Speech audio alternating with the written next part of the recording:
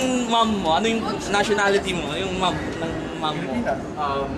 Both my parents are Filipino. I was born here, and we migrated to Australia when we were 4, and then States when I was 15, and then I came back.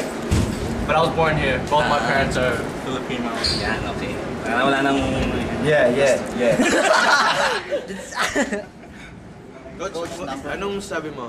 Um, One-sided nga, hindi na close Yes, we prepared very hard for this game, and I'm very thankful to my players. They executed very well on both ends, on defense and on offense. We limited them by 59 points, and we limit, I think, single digit lang si Cayabyab. So I'm praised to my players, the defensive players like Dretty and Stevens and Chen. They have a good job on defense against Cayabyab. Coach, nasa number 4 na kayo. Medyo malayo yung Yes, but dikit-dikit eh. So hindi kami pwedeng mag-relax, and my players, they know the situation. I told them na every game is a do-or-die game for us. So on our next game, again, it's a do-or-die game. So dikit-dikit lang, hindi naman malayo yung Lyceum, hindi naman malayo yung JRU, and St. Vinil. Medyo malayo lang sa amin yung number 3, 3 games ahead sa ang left one. So we're not looking yet dun sa malayo pa eh. Medyo mayroon pa kaming 5 games. May meaning pa kaming 5 games. So we try to focus on one game at a time siguro. Siguro this past 3, last yung susunod naming game, Letran, San Sebastian, then San Beda, it's very hard. But we will focus muna dun sa Letran. Yes. Jocelyn, your scoring's gone up since the second round. Have you made the adjustments? Are you more used to playing here, or? Yeah, I adjusted to the game, and coach brought me aside one practice, and he told me he has confidence in me. So I think that's what really sparked my game. So I'm just playing my game, you know. Coach, masasabi mo sa kanya na Yes, medyo sabi ko nga sa inyo before, si Josan medyo, siyempre rookie, hindi mo makakawala sa kanya. But I told him na you need to adjust. Nakita niya na yung first round, nakapag-adjust na siya. So ngayon, medyo maganda na yung nilalaro niya.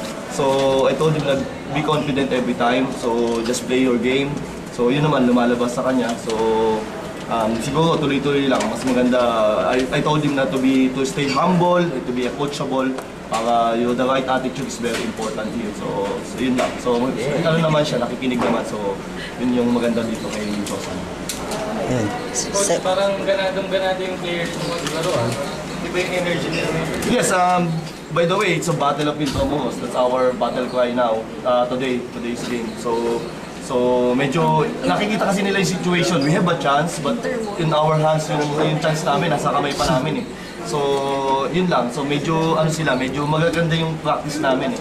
So I think na medyo yung kanilang moral is mataas. So but I told them na hindi kailangan siguro mag-overconfident. Kailangan lang siguro magtrabaho pa kami ng magtrabaho. Coach, sa tingin mo yung team mo medyo nagpipik na talaga sila? So I hope na tama, medyo maganda. Joseph nag-adjust na rin, si Tara, si Josa naka-adjust na, and my leader, my seniors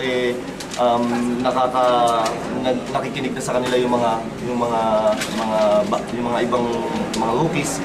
So medyo maganda yung camaraderie ngayon, maganda yung iniensayo namin lahat. So they know na kasi nung umpisa medyo nadidinig nila na medyo favorite, gano'n. So sabi ko sa kanila, we're not a favorite. Sabi ko, number 8 tayo, number 9.